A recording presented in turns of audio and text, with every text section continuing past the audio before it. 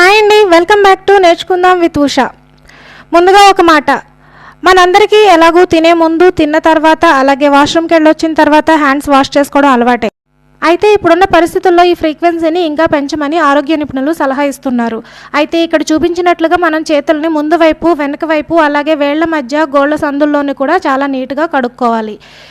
ఇది corona virus అనే కాదండి, ఎప్పుడైనా సరే మనం ఇలా చేతులు బాగా కడుక్కునే అలవాటు ఉండడం వల్ల రోగాల బారిన పడకుండా ఉంటాము. అయితే చేతులు ఒకటే కాదు, కడిగిన తర్వాత మనం తుడుచుకునే హ్యాండ్ టవల్ని కూడా ఇప్పుడున్న పరిస్థితుల్లో రోజుకి 2 పూట్ల కూడా మనం మార్చడం మంచిది. అదేవిధంగా రోజంతా మనం చేతులు కడుక్కుంటున్న వాష్ బేసిన్ని అలాగే ట్యాప్ని కూడా రోజుకు 2 సార్లు శుభ్రం చేసుకోవడం వల్ల మనం రోగాల బారిన పడకుండా ఉండొచ్చు. ఇకపోతే ఇవాల్టి రెసిపీ, నెయ్యిని ఇంట్లోనే కాచుకున్నప్పుడు మనకి ఇలాగా కింద బ్రౌన్ కలర్లో మొత్తం నెయ్యి గోకడి ఫామ్ అవుతుంది. దీన్ని మా ఊర్లో నెయ్యి గోకడి అంటారండి. నెక్స్ట్ ఇందులో 1 టీ స్పూన్ నెయ్యిని వదిలేసేయాలి. ఈ నెయ్యి గోకడితో పాటు 1 టీ స్పూన్ నెయ్యిని ఇలా గిన్నెలో ఉంచేసి ఇదంతా కూడా మనం స్పూన్తో స్క్రేప్ చేసేసుకోవాలి.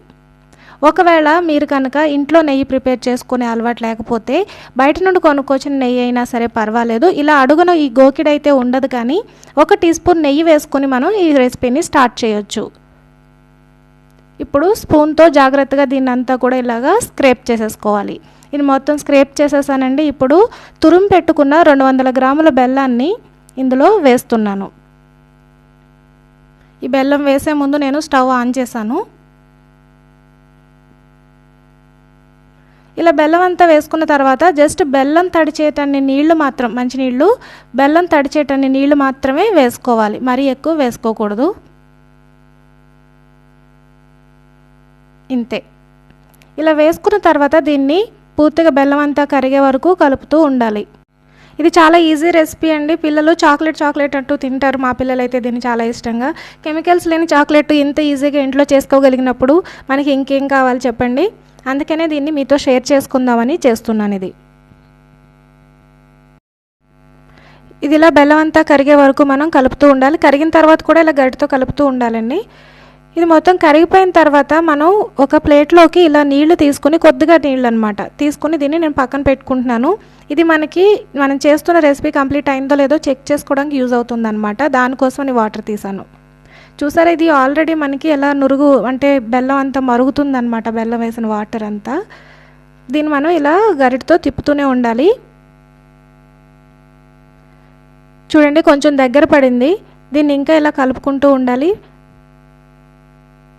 చాలా ఈజీ అండి. ఇందులో ఇంగ్రీడియంట్స్ కూడా ఉట్టి మనం బెల్లం, 1 స్పూన్ నెయ్యి తప్ప పెద్దగా ఇంగ్రీడియంట్స్ కూడా ఏమి ఉండవు. చాలా ఫాస్ట్గా, చాలా ఈజీగా పిల్లలు ఇష్టంగా తినేలాగా ఉండే రెసిపీ ఇది. ఇది ఆల్మోస్ట్ అయిపోయినట్టే ఉంది. అసలు అయ్యిందో లేదో ఒకసారి మనం చెక్ చేద్దాము.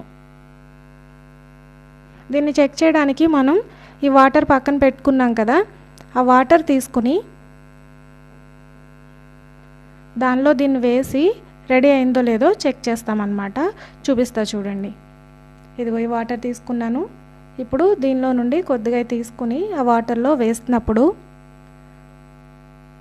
ఇలా మనం చేత్తో తీస్తే అది మనకి ఇలా ఉండలా అవ్వాలన్నమాట.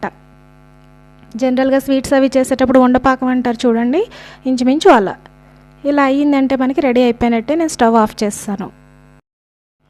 ఇప్పుడు ఒక ప్లేట్ తీసుకుని దానిలోకి ఈ మిశ్రమాన్ని అంతా కూడా ట్రాన్స్ఫర్ చేసుకోవాలి.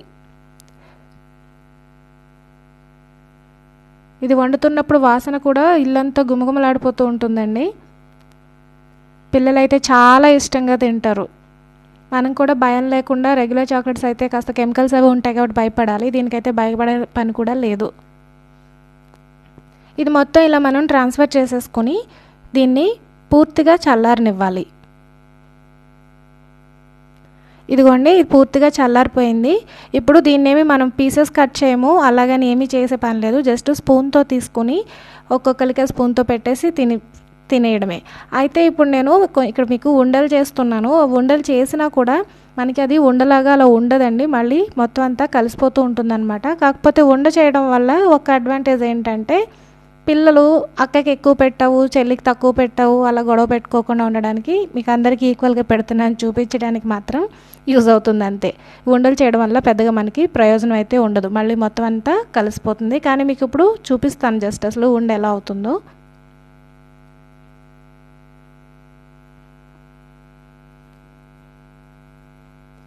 ఇంతే, ఇలా చేసుకుని అప్పటికప్పుడు అలా ఇచ్చేస్తే వాళ్ళు తినేస్తారు అంతే.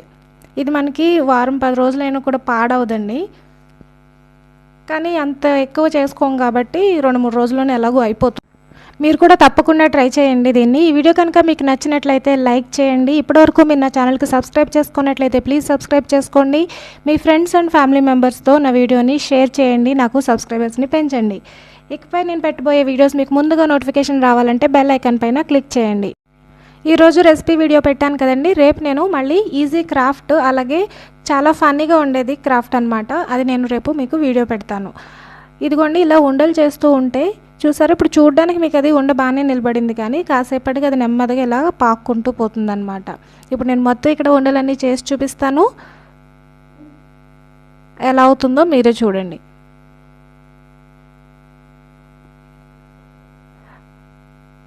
బయట నుండి ఏవేవో కెమికల్స్ వేసిన ఫుడ్ తెచ్చి పెట్టే కంటే కూడా మనం ఇంట్లో ఇలా ఈజీగా చేసుకోగలిగేది మన పాత అమ్మమ్మల కాలం ఉన్నటువంటిది చేసుకుంటే చాలా బెటర్. ఇది చూసారా, ఒక పక్కన ఇవి చేస్తూ ఉంటే ఒక పక్కనది ఎలా పాకిపోతూ ఉందో ఫస్ట్ చేసిన ఉండ. సో ఉండ చేసినా కానీ మన అన్నీ ఒక దాంట్లో పెడితే మనకి ఉండదు. ఒకవేళ మీరు అలా సెపరేట్గా పెట్టాలి అనుకుంటే కనుక అల్యూమినియం ఫాయిల్లో ఒక్కొక్క ఉండని చుట్టి పెట్టుకోవచ్చు. మన కిసెస్ చాక్లెట్స్ ఉంటాయి కదా, అలాగే ఏ చాక్లెట్కి ఏ ఉండకి ఆ ఉండని మనం అల్యూమినియం ఫాయిల్లో చుట్టి పెట్టుకుంటే మనకి ఈజీగా ఉంటుంది తీసుకుని తినడానికి. ప్రతిసారి చేయి పెట్టక్కర్లేదు, స్పూన్తో తీసుకునే పని లేదు. ఈ వీడియో మీకు అందరికీ నచ్చిందని అనుకుంటున్నానండి. తప్పకుండా ట్రై చేసి చూడండి, మీకు పిల్లలకి అందరికీ నచ్చుతుందన్నమాట ఈ వంటకం. మళ్ళీ రేపటి క్రాఫ్ట్ వీడియోతో మళ్ళీ కలుద్దాం. బాయ్.